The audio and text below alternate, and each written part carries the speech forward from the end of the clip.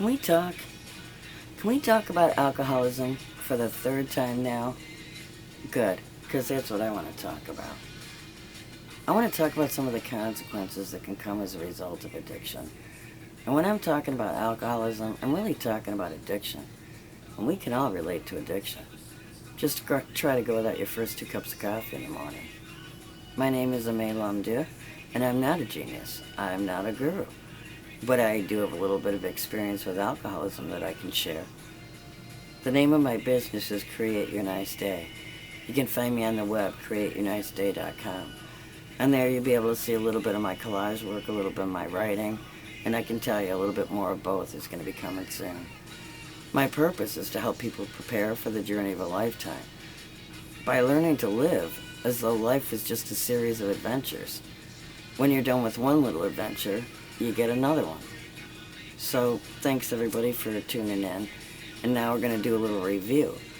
For the last couple of weeks we've been talking about alcoholism because I had met with this crazy pseudo-professional woman who really managed to get under my skin. At our first meeting, with no knowledge of my background or my personal history, she told me some pretty outrageous things about alcoholism. Now I got no idea how many degrees that woman had, but it's going to take more than an iPhone and a business suit to impress me. But almost just as shocking is when I was talking to other people about that incident. People that I thought would have known better, like doctors, lawyers, social workers, church secretaries, landlords, about that incident, I found out that a lot of them had misinformation too. So I gave a little introduction, and then for the last 2 weeks, we've been talking about alcoholism, and we talked about the issue of choice. And we talked about all the pressure there is to just try to experiment with alcohol. So we were sort of dealing with the issue of, well, no one pours it down their throats, do they? Well, this week we're going to go one step farther, and we're going to talk about some of the consequences that can come from drinking. And there's 2 reasons for that. One is to get everybody on the same page, and 2 is to try and explain in a different way that addiction is not a choice. No one would choose addiction as a life path. The life path of an addict is much harsher than most people realize. So the first consequences that alcoholism or addiction hits you with is the financial one. Because as usage increases, so does the cost. So if you start off by going out one night a week, what is that, $25, $50? But then you go out 2 nights a week, maybe Friday and Saturday. What's that, $100? And then you add Monday Night Football. And after that, it gets to cost too much to go out to bars and clubs. So you start to drink at home, you and your crew. But that quickly leads to drinking alone. And then that turns into a daily drinking issue, which then starts to require hiding bottles and lying about the amount of drinking that you're doing.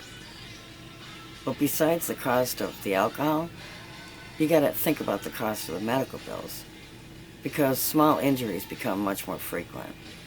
Alcoholics pick up colds and flus more easily because their immune system is getting shot. The possibility of stomach issues increases. Things like ulcers, colitis, they become more common. The likelihood of dental problems increases. Cirrhosis, liver cancer, that can all result from a drinking habit. Legal fees can also result from a drinking addiction. Lawyers where I'm from are running $150, $300 an hour, and that's for a mid-range attorney. Now think about any charge. It's going to take months to get through the courts. And at the end of all that, some people get lucky, but some people don't. And charges can range from a DWI to a drunken disorderly. DWI will set you back close to $5,000, and you can end up in jail. And there's a lot of criminal charges that are associated with drinking. Guns, dealing, assault charges.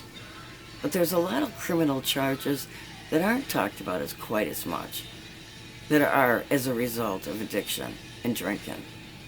Domestic abuse, child abuse, white-collar crimes. A lot of money gets spent on trying to jack up a depreciating level of self-esteem. New cars are bought, maybe because of a wreck, but maybe because you're trying to prove something about yourself you're not really feeling. Vacations are taken so you can post them on Facebook. Jewelry, clothes, bottle service, it all plays in with that need to compete. And your self-identity is really getting lowered. You're spending all this money, but you're getting nowhere fast.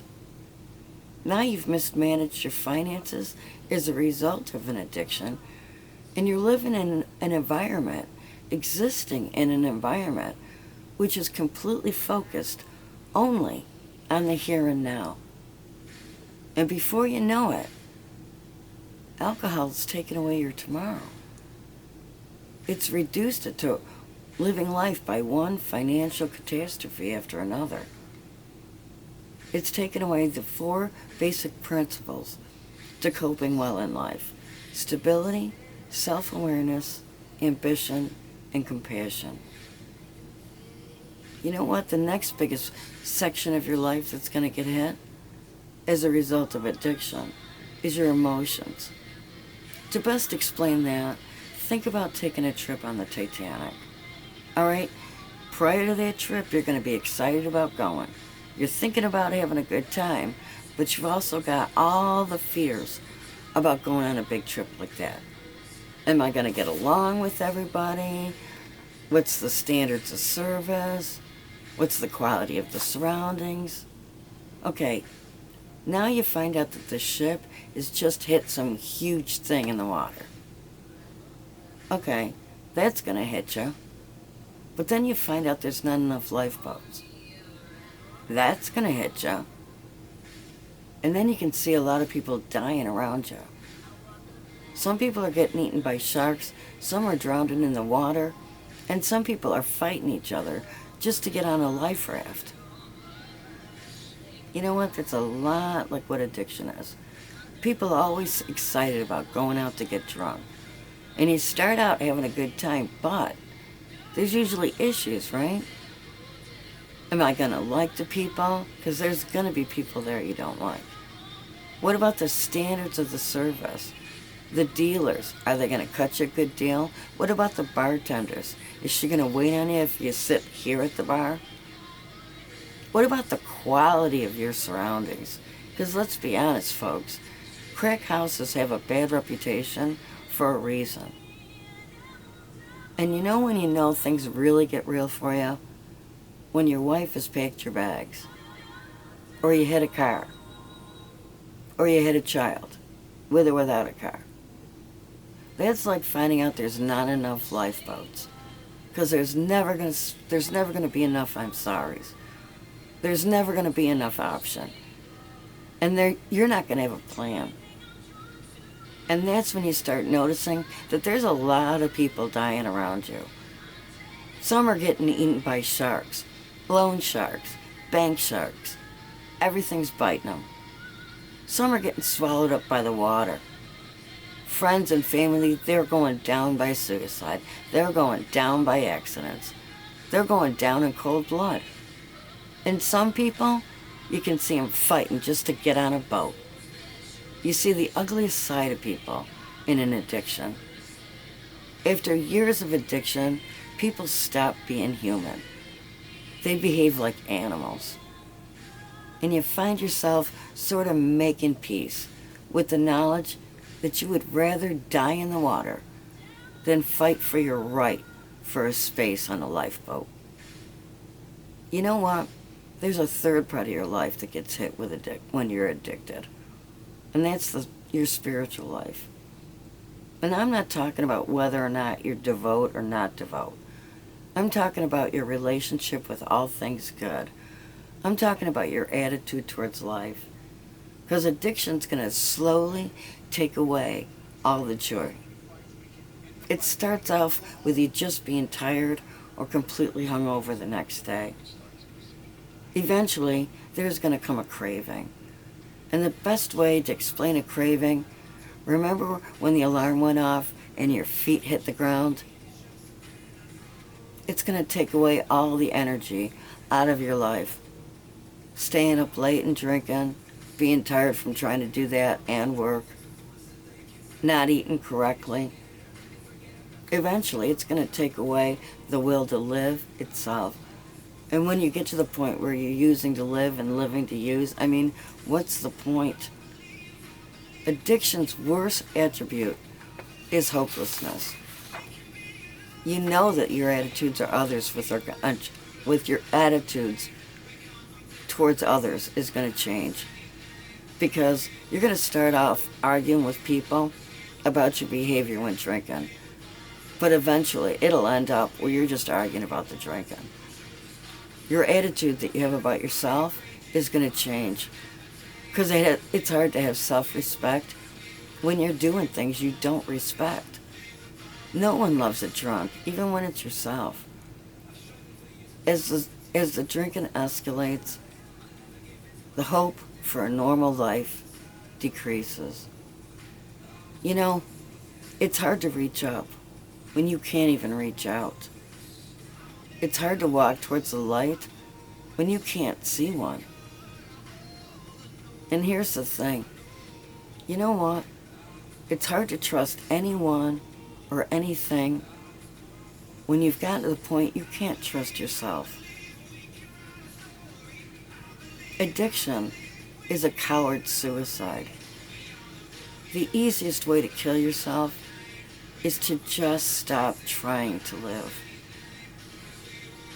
Now, honestly, folks, who would want that? They don't show that in all the music videos, and they don't show it that much in movies. They don't give you that information at clubs or bars or liquor stores, because they're trying to make money off your belief that drinking and using is going to help you have a good time. So the next time you're using, ask yourself, did you have a good time? Did you have fun? And are you proud of who you are? And are you proud of your friends? Okay, everybody, thanks for watching. And God bless you. If you're not a believer, that's okay. Just ask God to keep blessing you until you are. Okay, bye.